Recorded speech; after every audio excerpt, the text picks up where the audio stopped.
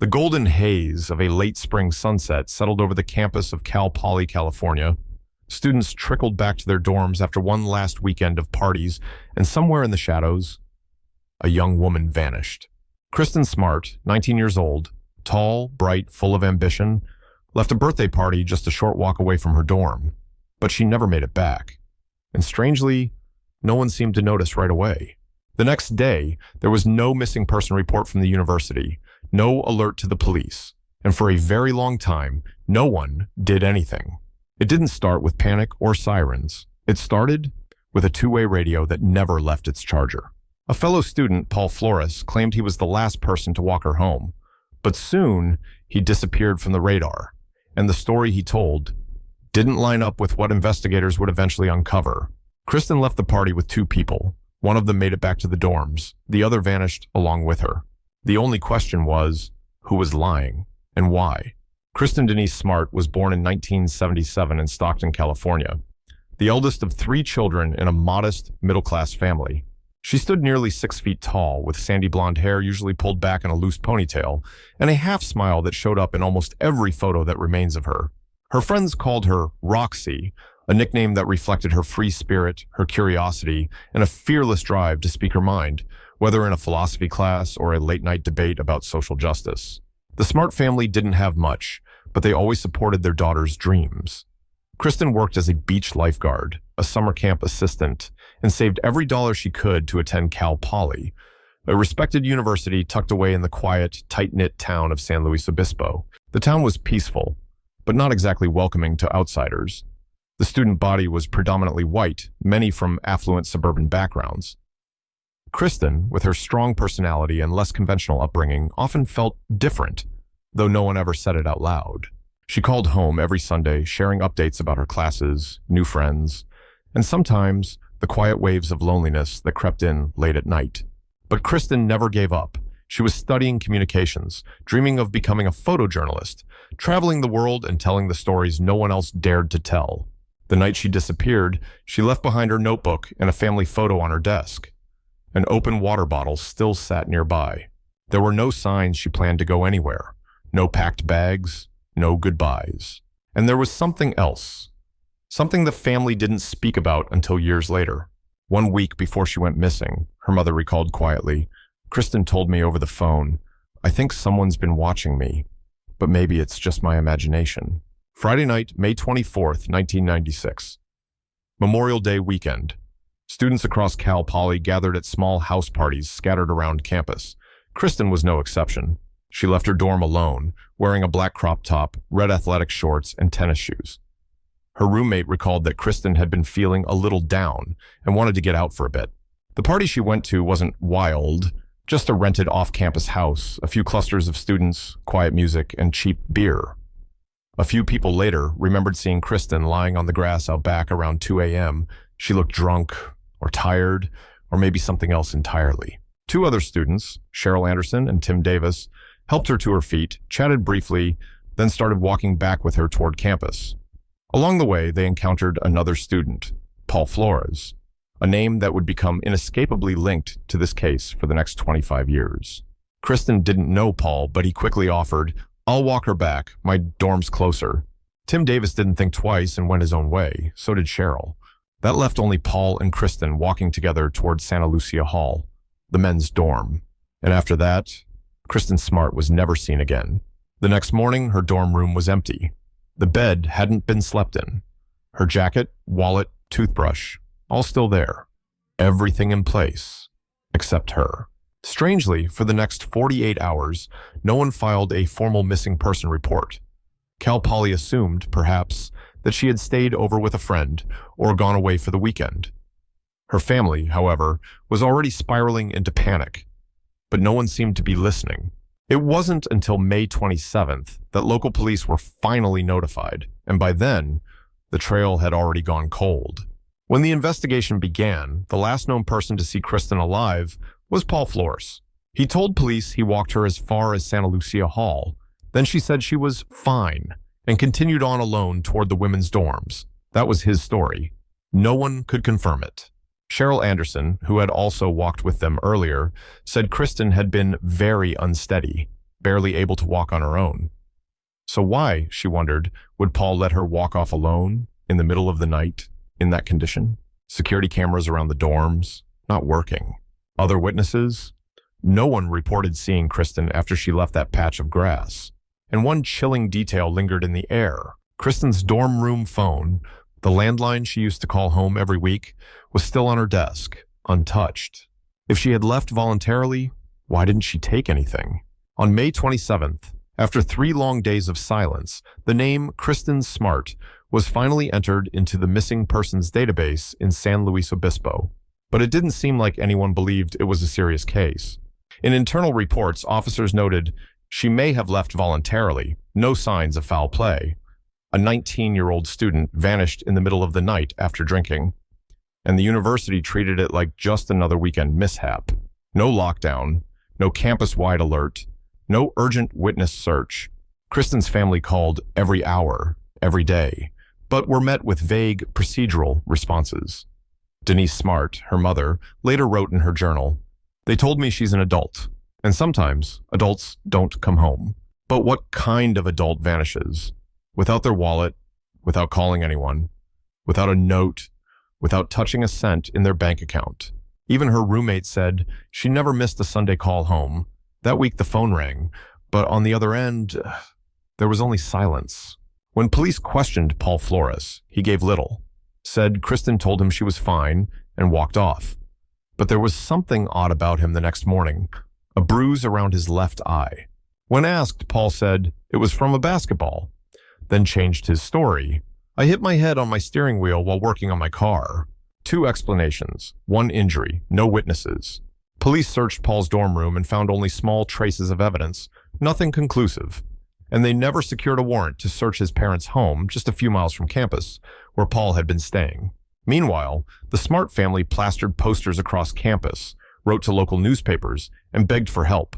But summer arrived, students left campus, the trails went quiet, and the only person who could have spoken the truth about that night was Paul Flores. But he stayed silent, stopped showing up to class, then dropped out completely. 25 years later, investigators would discover Kristin's remains had once been buried beneath a concrete slab behind Paul Flores' father's home, But in 1996, no one ever looked under that cement. June 1996, 1 month after Kristin vanished. No arrests, no body, no forensic evidence. And without a crime scene, there was no official crime. But if you listened closely to Paul Flores, his own words started to unravel. At first, he said he walked Kristin close to her dorm.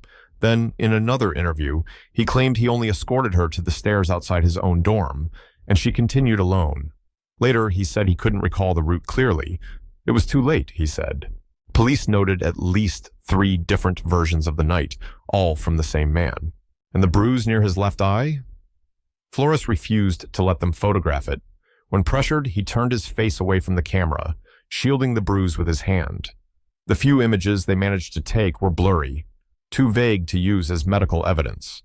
Then, just days later, Paul hired an attorney and stopped cooperating entirely. But that wasn't all. A fellow student living on the same floor reported hearing a loud thump in Paul's room that night. Heavy dragging sounds, a toilet flushing. But by the time police searched the room, everything was spotless. The place had been scrubbed down so thoroughly that they didn't find a single fingerprint, except Paul's. As for the Flores home, where Paul often spent weekends, police initially had no warrant to search. The Flores family was selectively cooperative, but avoided all questions about the night of May 24th.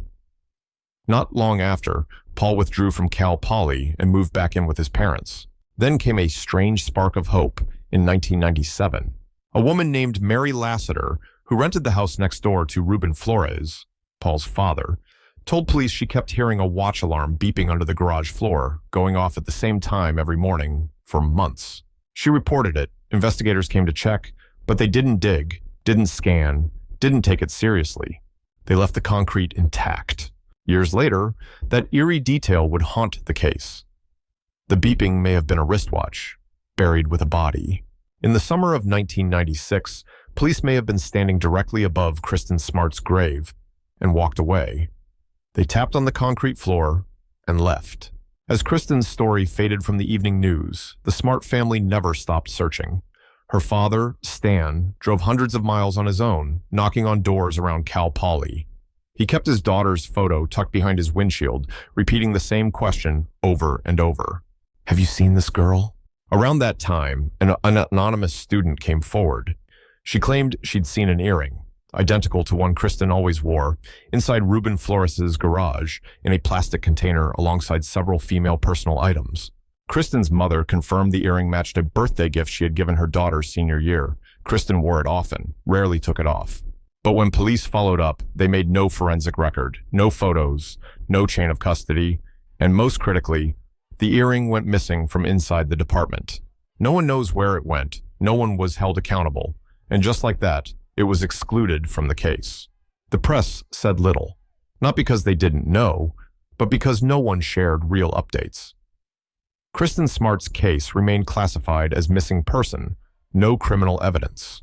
And that meant no homicide investigation, no special funding, no urgency. The Smart family hired private investigators. They organized searches, paid for ground-penetrating radar, consulted with archaeologists, all out of pocket. What did they find? A few faint signals beneath the Flores property, but not enough to justify a warrant. Meanwhile, Paul Flores kept moving, changed addresses, changed phone numbers, went dark on social media, avoided cameras. But slowly, former classmates began speaking out. One woman said Paul had a habit of lingering outside the women's dorms, often late at night. Another remembered how he watched girls from afar with an unsettling stare. These were red flags, clues, warnings. But every time, authorities said the same thing, not enough evidence. The Smart family once wrote a letter to the governor saying, if Kristin were the daughter of a U.S. senator, she would have been found the first week. And they weren't wrong. Nearly 2 decades had passed. Kristin Smart was still missing, Paul Flores was still free, and the Cal Poly community had quietly moved on. But in a small house in Stockton, California, Kristin's parents never did. Her bedroom remained untouched, the same posters, the same bed sheets, even the half-written letter still resting on her desk. Then in 2019, someone no one expected brought the case back into the spotlight, an amateur podcaster named Chris Lambert. A local musician with no background in journalism, but someone who had been haunted by Kristin's story since childhood. On his own, he began interviewing old classmates, tracking timelines, and recording witness statements. He called the podcast Your Own Backyard. It exploded. Millions of downloads. And more importantly, it made people talk. One anonymous woman described being drugged by Paul Flores at a college party and nearly losing consciousness. Another shared that he had tried to force himself on her, but no one had believed her at the time. What stood out most, many of these women had never been interviewed by police. Public pressure surged. The Smart family spoke out again. And for the first time in years, investigators reopened the case. But this time, with a different lens. They weren't looking for a missing girl anymore. They were investigating a murder. In February 2020, police obtained warrants to search 4 locations tied to the Flores family, including Paul's home, his sister's house, and the residence of his parents. They brought in ground-penetrating radar, cadaver dogs, and forensic teams specializing in detecting past biological evidence, even when a body has been moved. The results were staggering. Beneath the concrete floor of Ruben Flores's garage, Paul's father, they found strong biological indicators that a human body had been buried there for an extended period of time. There were no bones, no remains, but forensic experts said conclusively, Kristin Smart had once been there. In April 2021, the San Luis Obispo County Sheriff made a stunning announcement. Paul Flores was arrested and charged with first-degree murder in the disappearance of Kristin Smart. His father, Ruben Flores, was arrested as well, charged with helping to hide the body. For the first time in 25 years, justice had a name, a face, an address. Photos of Paul Flores from college began resurfacing, short, quiet, often looking down. But in court, a different picture emerged, a quiet predator, patient, methodical, predatory. Prosecutors presented a chilling pattern. Multiple women, most of whom had never even met Kristin, testified to Paul's stalking behavior. His habit of taking photos without consent, making lewd advances, in some cases, drugging and assaulting them. For nearly 2 decades, Paul Flores moved from town to town. And everywhere he went, new accusations followed. But because no one had ever filed formal charges, his record stayed clean. At trial, the prosecution made their point clear. Kristin wasn't his first victim. She was just the first who couldn't speak. When forensic teams excavated the garage, they found disturbed soil, decompositional chemicals, and ground anomalies consistent with a long-term burial, all dated to the time Kristin disappeared. Their conclusion: her body was buried under the concrete, then secretly exhumed and moved elsewhere. One question hung in the air, unspoken but undeniable. Who helped him do it? Investigators believed Ruben Flores, Paul's father, helped cover up the crime, helped rebury the evidence, helped keep the secret for decades. But during trial, the jury could not reach a unanimous decision. Ruben Flores was acquitted. In the courtroom, the Smart family said nothing. They didn't cry, they didn't object, they just held each other's hands, perhaps already used to parts of the truth never coming to light. Paul Flores was convicted, but Kristin Smart is still missing. And if Ruben Flores didn't help bury her again, then who poured the concrete? The trial ended. Paul Flores was sentenced to life in prison without parole. But the truth, as one journalist once wrote, still hasn't been fully unearthed. When investigative files were made public, one revelation stunned the public. Back in 1996, a Cal Poly campus officer had expressed concern about Paul Flores, but was told by superiors to hold off on the investigation until there was more evidence. The document read, "He's a student. We don't want to escalate unless something is confirmed." In other words, a young woman went missing, but the school's reputation took priority over her life. Then in 1997, a university maintenance worker reported seeing dried blood in Paul's dorm room. But when he told campus security, he was told to keep quiet until results came in. No results were ever released. No forensic report followed. And the story of the beeping wristwatch under Ruben Flores' garage, reported by the neighbor, turns out she had written directly to the police years before, but no one responded. It wasn't until the podcast Your Own Backyard aired that police finally took a second look. Bit by bit, the truth emerged, not because of the justice system, but because of ordinary people, citizens, those who simply couldn't accept the silence anymore. And soon, the questions started to shift. If that podcast never existed, would Paul Flores ever have been arrested?